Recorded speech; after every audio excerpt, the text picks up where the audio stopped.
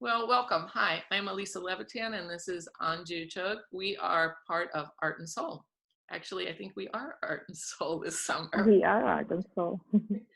Yes, So, we started Art and Soul in 2015, and we have only grown every year since we started it. And we work with kids, um, elementary school kids through middle school sometimes, and a lot of CIDs that come back uh, who were our students in elementary, but now they return as CIDs.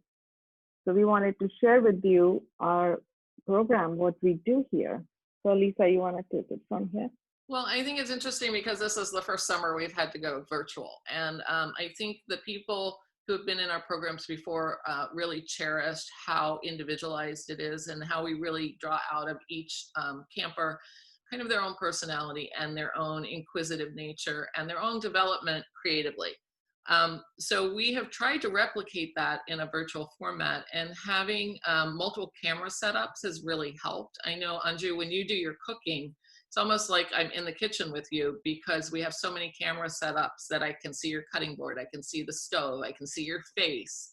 And it really Yes, feels more like a cooking show that I'm participating in. right. So yeah, we have camera set up, like you said, in all directions. So it doesn't feel like kids can actually watch every step from different angles. How is cutting done, or how is stirring on the stove, and and then my face if they want to ask questions, and then you are there answering all their questions if they have any or Well, comments. and I think that's kind of interesting because I know a lot of criticisms of being in a virtual space is that, from parents I hear a lot of times, I just don't want my kids to be in front of a screen anymore.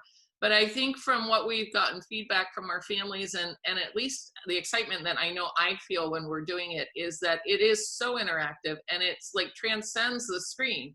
It's almost like you're not in the same space with the person, but it's almost like watching being transported in another environment because the personal interactions I feel, the connection I feel is very real, and it's not screen based at all. Even though the portal No. through which we're learning and interacting is on a screen, it's fascinating.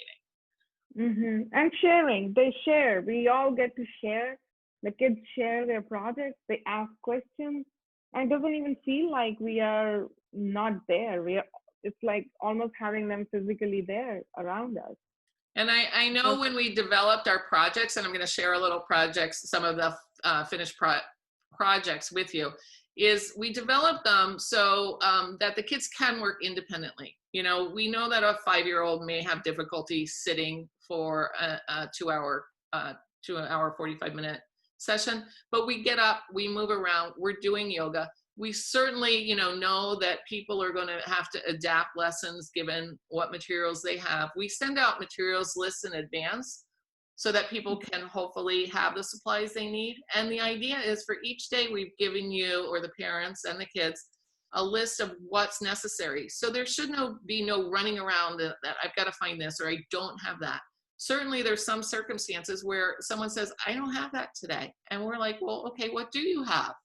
And I know sometimes when we've done the design thinking projects, especially Anju, you've had to modify things, but that's part of the process and the interaction of the day. Yes, we modify. So also, I noticed that most of the art projects are made out of things that you most likely have at home already. Kids pretty much always have all crayons, or if you don't have watercolor, you can use crayons. If you don't have crayons, you can use pencil.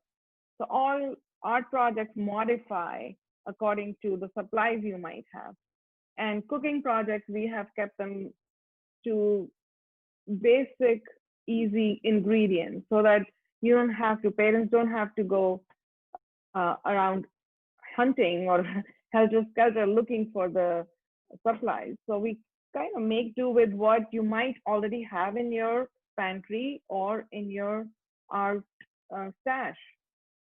So Um, I think I also want to address, because we talk about in a lot of our marketing materials, this mindfulness component. And During our in-person camps, we really have it as a set period of time where we're doing some mindful activities as a teaching component.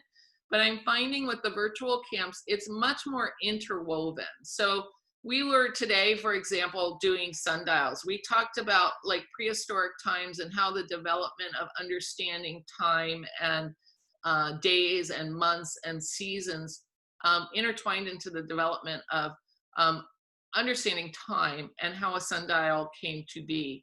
And then not only was the sundial kind of a little bit of a story about physics and the Earth's rotation around the sun, it was also about creating a beautiful object.